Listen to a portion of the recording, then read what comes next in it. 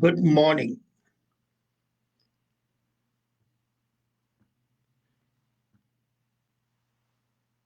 Welcome to the new segment of Better Thyself. I've been asked many times by young people, people in the middle of the career, and people at the end of the career, how come they were blooming, they were successful, apparently according to them, and then all of a sudden something happens, and their career, which was bright, seems to be smashed to smithereens. What causes a career to be killed? There are many things that can kill the career of a good, hardworking person. Honest mistakes, even honest mistakes, which we say are great, often have hard hitting consequences. We usually know, and here only about those egregious examples where internet sensation for writing blistering posts criticizing the company's low pay or its CEO results in a sudden pink slip. Many people don't go down in a blaze of glory, but they kill their careers in a very subtle, very decidedly undramatic manner. And it's a shame because it happens all the time. There was a survey conducted by Vital Smart, and they found that 83% of people have seen someone make a blunder that has catastrophic results as far as the career was concerned. Their reputation was destroyed, their business was destroyed. And 69% of the respondents admitted that these carriers had mistakes had damaged their career, even made them absolutely outcasts in their community, in their society. So if you're not careful, even small mistakes can kill your career. Little things slowly and steadily add up over time. You commit one mistake, it's ignored, second mistake, ignored. But then the accumulation of these mistakes results in a sickening moment when you realize that you have put your foot in your mouth absolutely. And that's a disaster. I've seen very bright people doing something, but committing absolutely those mistakes which they would normally not even dream of as mistakes. But then accumulated over time, sometimes the last small mistake becomes the last straw that breaks a camel's back. But if you stay away and adhere to a certain code of conduct, your career would not be destroyed. And so, what are those major career killers? First is young people in a fit of overzealous enthusiasm, overpromise, and they underdeliver. So, overpromising and under delivering is one of the major factors of killing your career. It's tempting to promise the moon to your colleagues, to your bosses, to your clients, even, especially when you're honest and hardworking and believe that you can do it. The problem is that when you create additional promises, you promise more and you cannot make it. People don't look at it as a human failure, but they look at it as an act of cheating and deceit. And if you promise to do something ridiculously fast or overpromise it, then of course you have been pointed out to be a hypocrite or a cheat or a dishonest person. And the problem is, the moment you promise something to someone, then the expectation has already arisen. People expect that promise to be fulfilled. They want the deliverables delivered quickly. And you end up looking terrible when you fall short, which is a shame. And it is shameful because you could have done the same quality work in the same amount of time with a greater results if you had set up the realistic expectation from the beginning. Then you would not have overexerted and you would have given absolutely fine and acceptable results. So, this is one of the situations where perceptions matter more than the reality. See, you have given an guarantee of the lifetime, and over 12 years, the product stops. I'm giving you an example of it. If you are given a guarantee of 10 years, that's as good as a lifetime. And the product had failed after 10 years, people still have been happy. But you promise for the lifetime and it fails after 10 years, then you have overpromised and under-delivered. The same is in other things, your projects, your job, your offer, and even in most mundane job as a clerk. You know, one of the situations where the perceptions matter more than reality is life itself. So don't deliberately undershoot your goals and don't overshoot them. If you are piloting an airplane and you want to land, if you undershoot and stop before the runway, it's a disaster. If you cross the runway, still you have created a disaster. So just be realistic about the results you can deliver, which are within your capabilities, and that will create expectations that would give you certain prestige of a person of words who keeps his or her promises. The second is complacency. How long has it been since you proactively learned a new skill, reached out to your networking contacts, or even polished up your resume? If you haven't done so, and if you can't remember, it means you have become complacent. And complacency is the real career killer. It is what happens when you are just alone for a ride and assume that nothing would change. But as we have often seen, disruptions happen, technological disruptions, otherwise. And we have seen that change is inevitable. So if you're not keeping up with your change, you would naturally sink. What happens? You are swimming, for example, and you are swimming against the current because all life is swimming against the current. Let's be very clear about it. And if you do not swim and keep on going forward, you'll be swept away by the fast current of the river. So, if you, the moment you become complacent, you'll be whirled away, you'll be driven away, you'll be sidelined.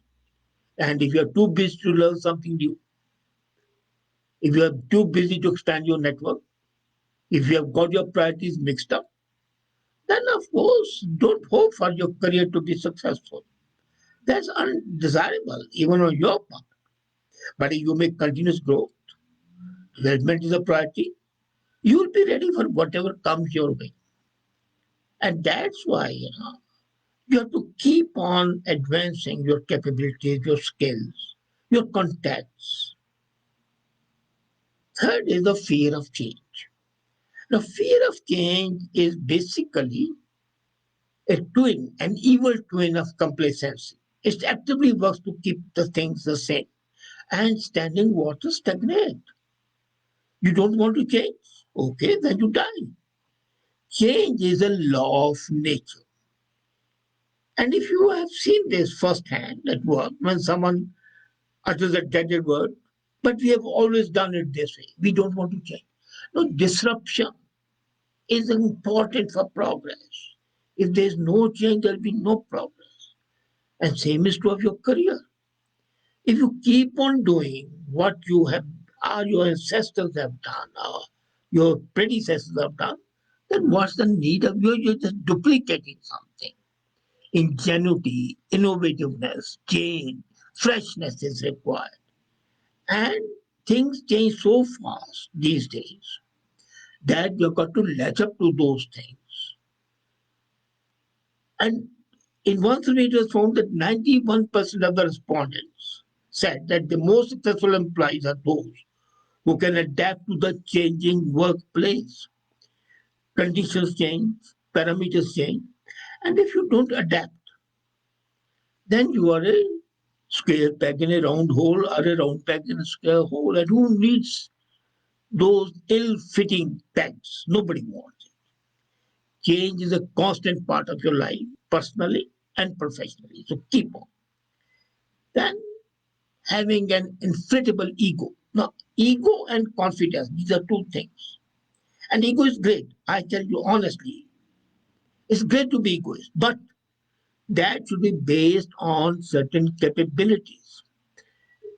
Have you ever worked with someone who has a string of successes and they thought that they were be all and end all of our superstar?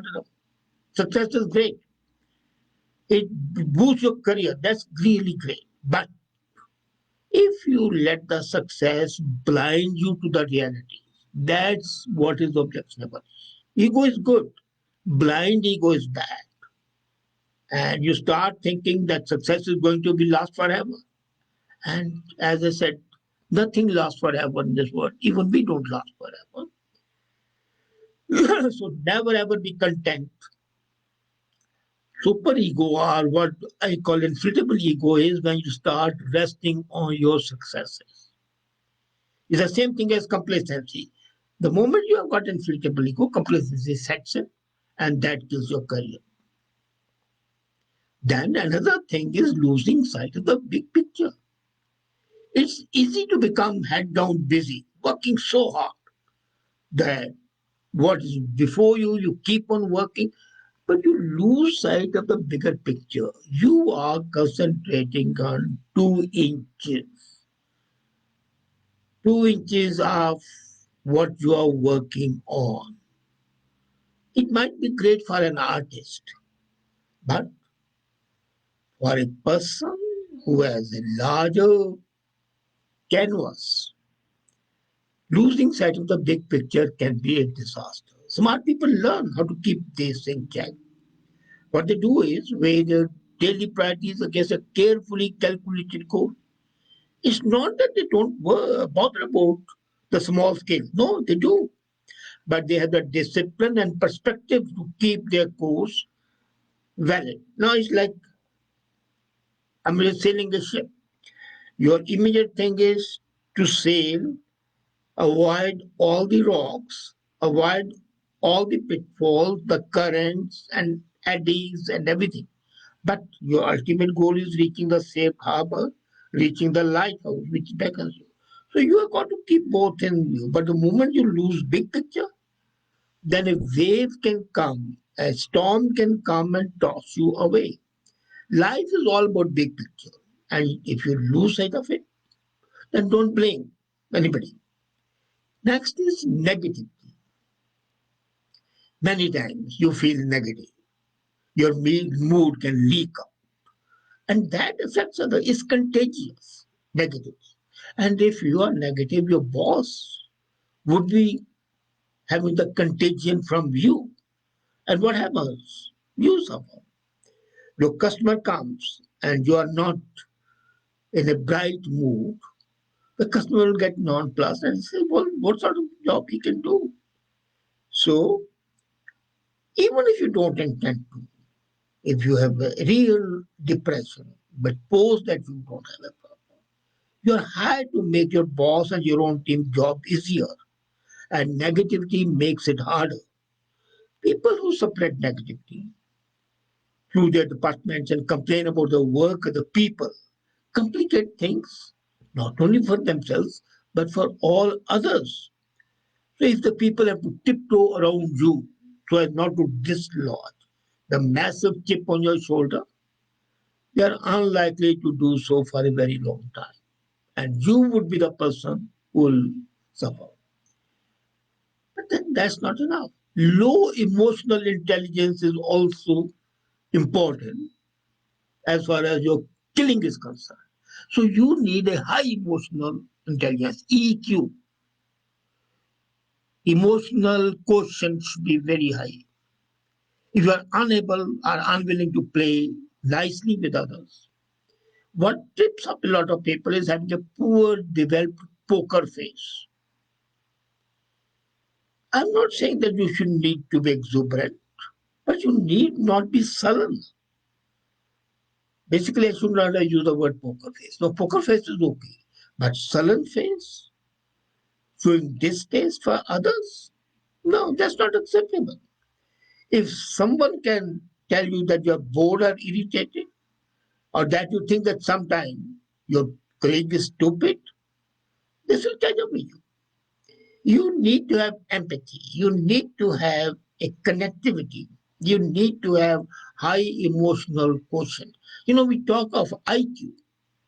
Why don't we talk of EQ? And EQ, let me tell you, is much more important than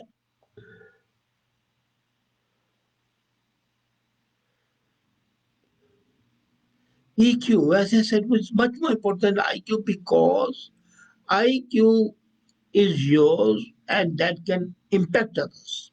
But EQ is a playing field. IQ is like kicking a football right to the goal. But if the field is not proper, you can never kick properly. So have a level playing field. That's EQ, and then bringing your IQ to do the job. Emotional outbursts, belittling others, backbiting, shutting co-workers when they speak, low awareness, being difficult. These are the signs of a lack of emotional intelligence. And they are murderers of your otherwise bright career. Then sucking up to your boss. People in the habit of being psychopaths and slack. They suck up to their boss. And they call it managing the boss. But that's not the case at all. Sucking up has nothing to do with a real relationship built on respect. You should respect the boss, then the boss will respect you. You suck it up to him and he will know that you are a flatterer. He may enjoy it. He may like it for some time. But don't forget, he knows that you are being sneaky, that you are being underhand, and you are using that as cover for your incompetence. Sucking up is trying to get ahead by stroking the boss' ego rather than earning his or her favor. The boss knows that you lack something, and that's why you're doing it. So that doesn't go well with the colleagues as well who want to advance on merit. Yes, it's perfectly okay to foster your relationship with your boss, but not by undermining, backbiting your colleagues, not by flattening, not by doing something for the boss' personal work at the cost of the official. No, I'm saying at the cost of the official. That's the key distinction here. For a boss-employee relationship to work, it has to be based on authenticity, on sincerity, on hard work, and remember all the time, sucking up is no substitute for merit. Ultimately, merit would win. Then the last killer is playing politics. Working hard to build strong relationship is very different from instigating conflict, backbiting, blaming another, building up one, destroying another, choosing sides, undermining colleagues, spreading rumors, false stories. All these things basically fall under the umbrella of playing politics. Again, it comes down to authenticity. Are you authentic? If you're authentic, you would not play politics. If you're honest, you would not play politics. You should be open, frank, clear. If you find something wrong, set your boundaries. As I said the other day, don't let others cross your boundaries, but you don't cross your boundary as well. So if you find yourself sneaking around, or you're embarrassed, and your behind the scene manipulation comes to light, you are doomed as a human being. What to say of as a worker? Of course, politics is okay. as long as it's based on sincerity and authenticity. So stick to strategies you're bound to be proud of to discuss in front of your employer and your colleagues.